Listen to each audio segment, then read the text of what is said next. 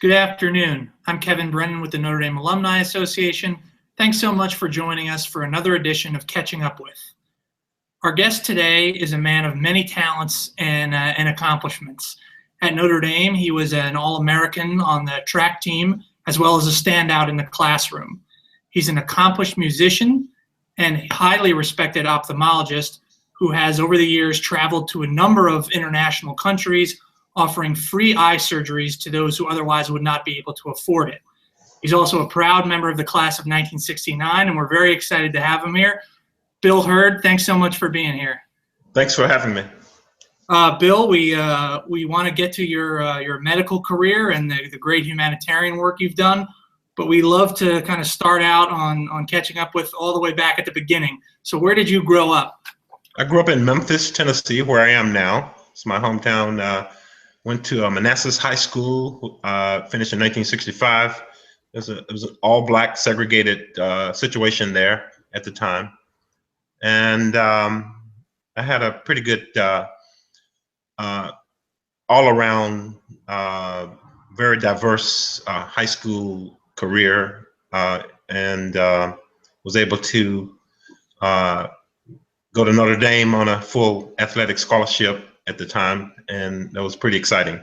So, you mentioned segregation was obviously present at the time when you were a kid. How did growing up in that environment kind of influence you or shape your outlook?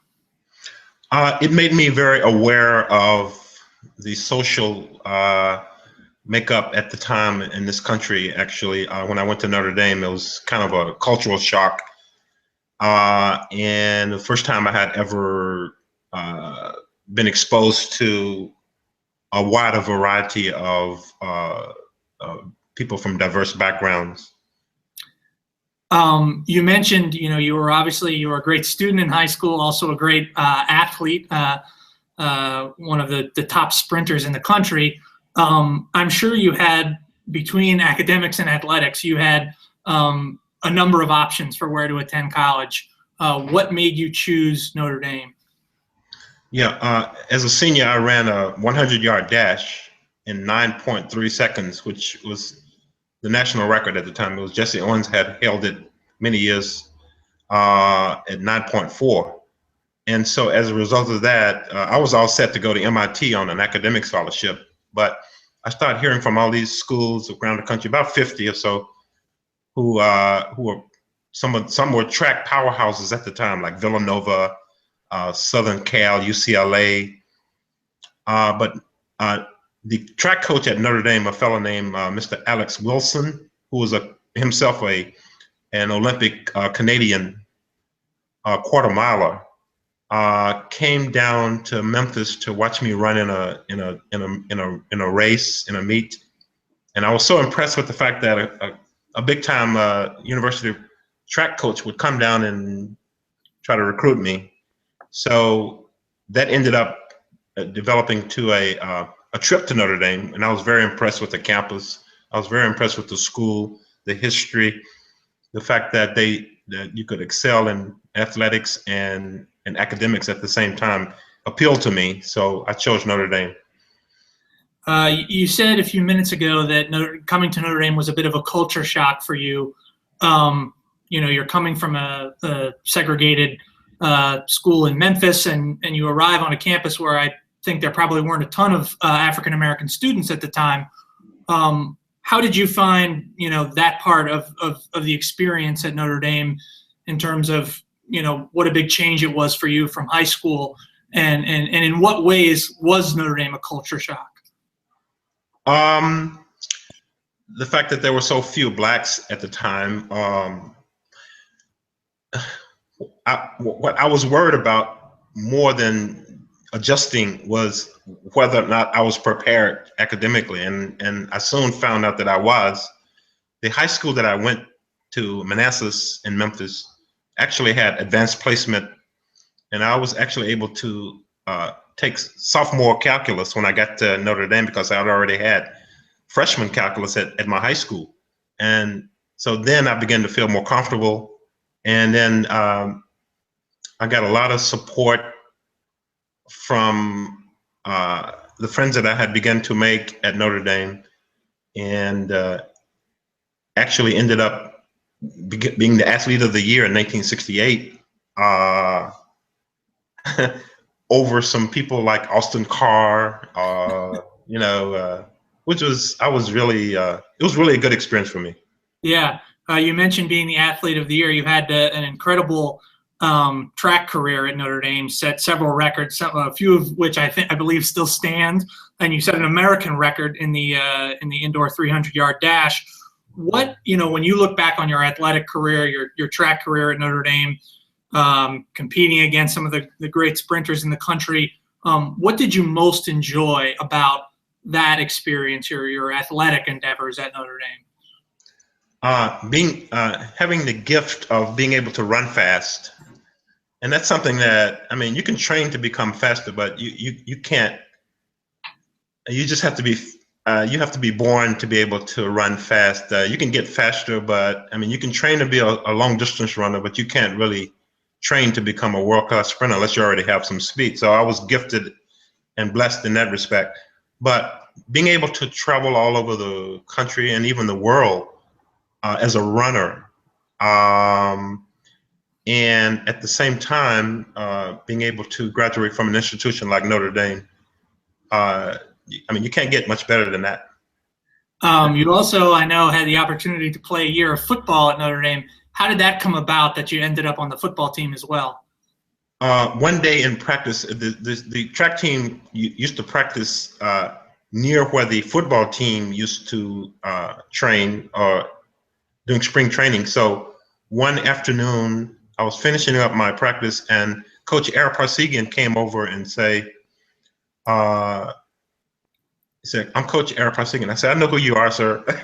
And he said, "Well, would you like to play football on our team next year?" And I said, "Sure." He said, "Well, just come to spring training this next season." And my track coach was not happy to hear that, but I had never played football before, not even in high school. And the first time I had on a football uniform was at Notre Dame, and it was a great experience. I'd do it over again if I had to, just to be a part of all that myth and that history at Notre Dame. It was a great experience. Sure. And as great as your athletic accomplishments were here at Notre Dame, you also had a stellar academic career.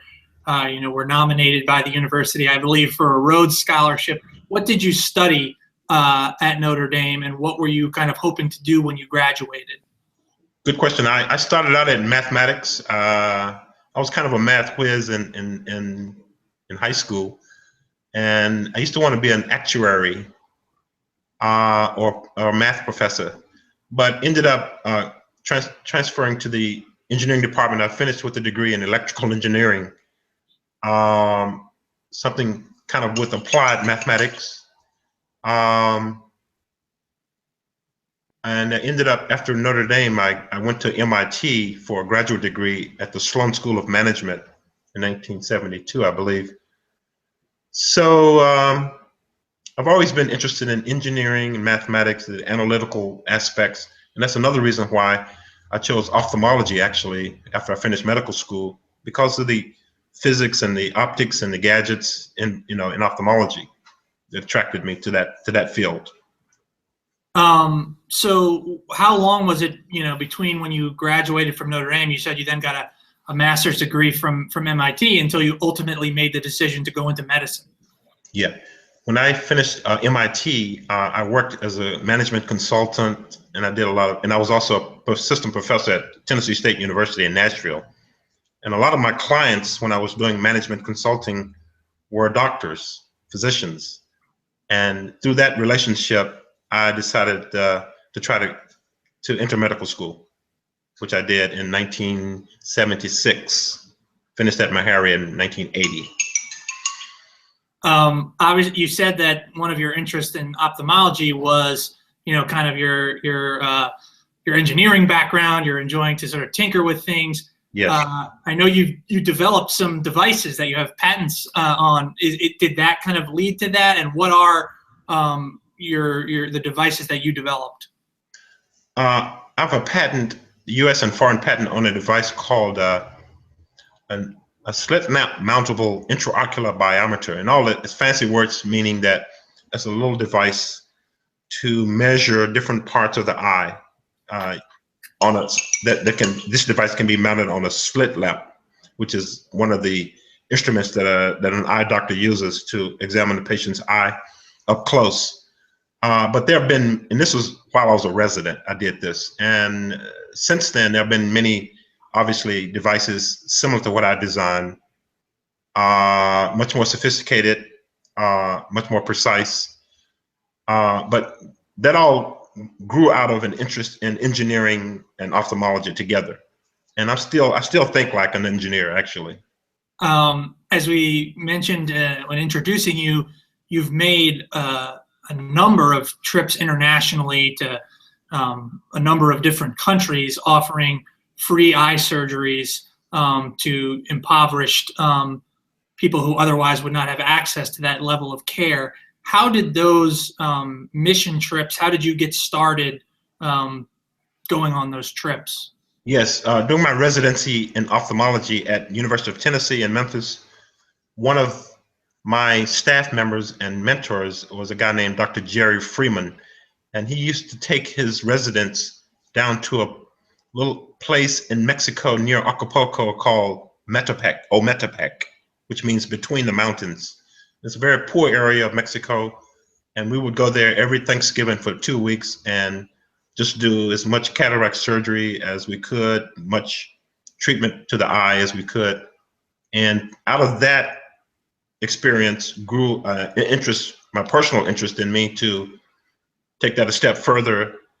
So when I became a practicing ophthalmologist, myself and 2 or 3 other local physicians would, on our own, put together trips, and mostly to Africa. We went to Madagascar twice.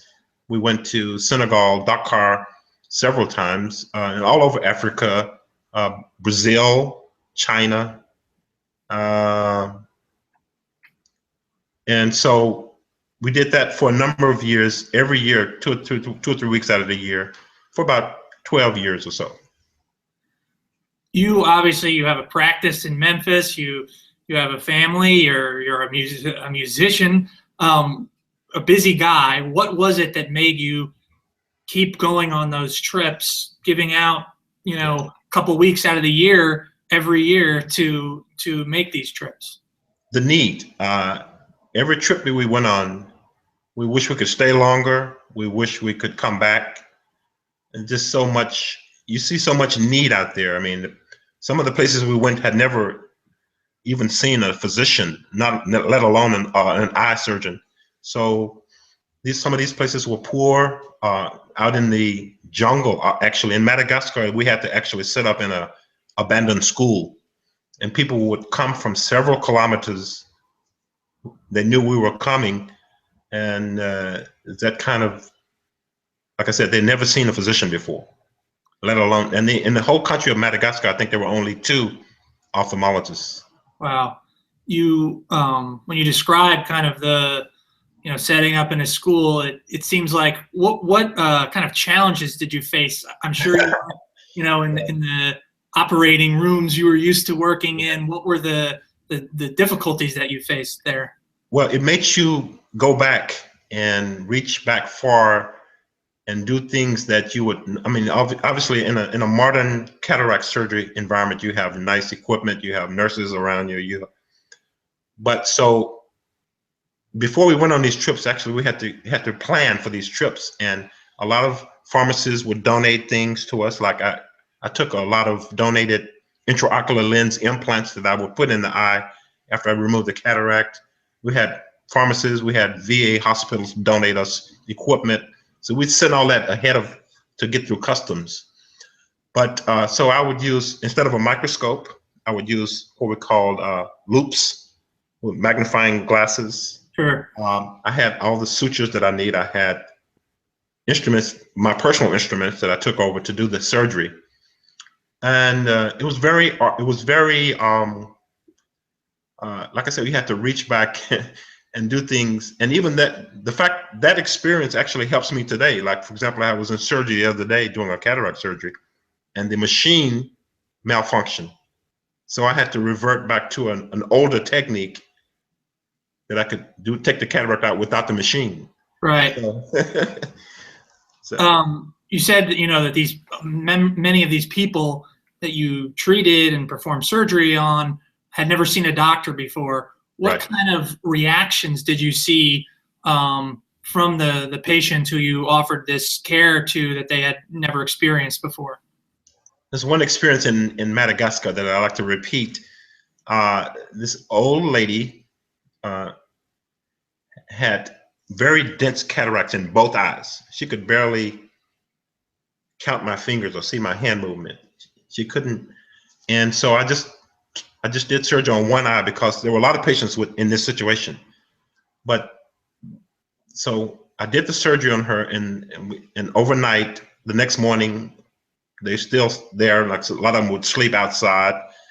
And we took the patch off her eye, and she started crying because she could see her granddaughter for the first time. And so it made me cry as well. So that's the kind of experience that I would see a lot of. Wow, that's quite a story. And so you said you performed surgery recently. Your practice is still going strong in Memphis? I've cut back quite a bit. I've been practicing 30 years now, and I used to have 3 offices. I used to have a main office and 2 satellite offices. I've given up the satellite offices. I only see patients in the mornings now, 4 days a week, and I still do surgery.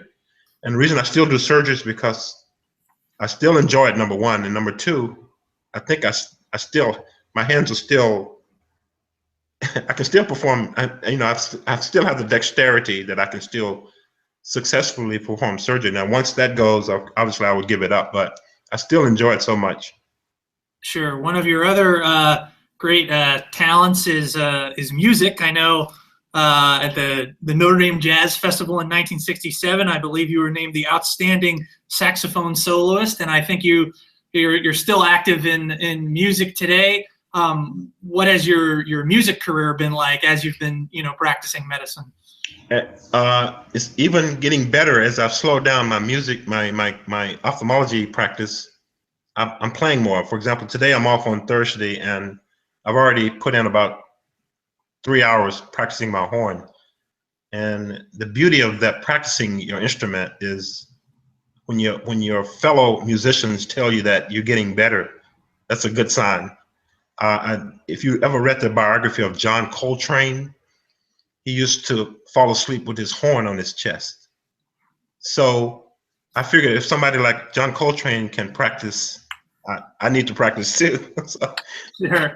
What type of music do you play, and do you? I play mostly jazz, and my father was a trumpet player, in addition to being a postman, and he was my role model. Mm-hmm. I grew up in a traditional mother and father parent family. There were 4 children, and all of us went to college, and my father was my role model. So, and he was a musician, and music is very important to me. It was then, and it still is, and I'm happy that I'm still a musician. I tell some of the physicians that look up to me as a physician and a musician, they wish they were able to play an instrument. Even an old neurosurgeon the other day wanted me to give him lessons on the saxophone, which I thought was kind of humorous. Yeah, that's great. Well, you have such varied interests, and you've accomplished so much. When you sort of take the time to reflect on your life and your career, what are you most proud of?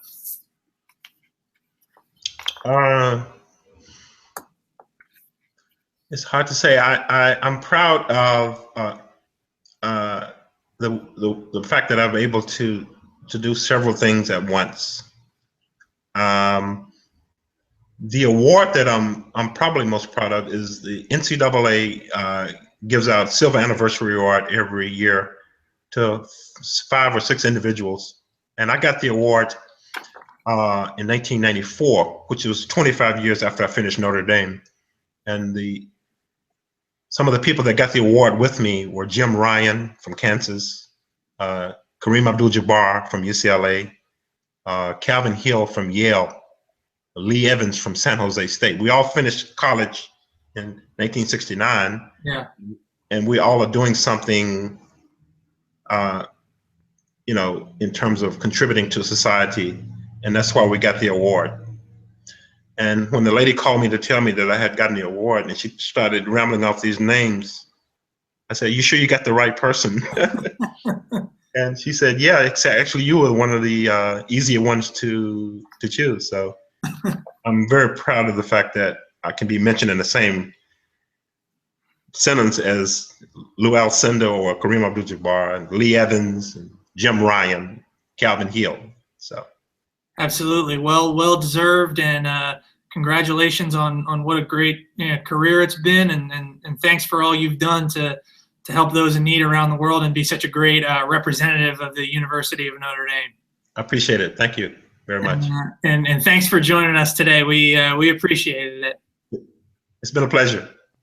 And thanks to all of you who've watched on My Notre Dame or on our YouTube channel. Remember, for all other episodes of Catching Up With and all of our online learning content, you can visit the Alumni Association at my.nd.edu/learn, or go to YouTube and search for the Notre Dame Alumni Association and find our channel there. I'm Kevin Brennan. Thanks so much for watching, and go Irish.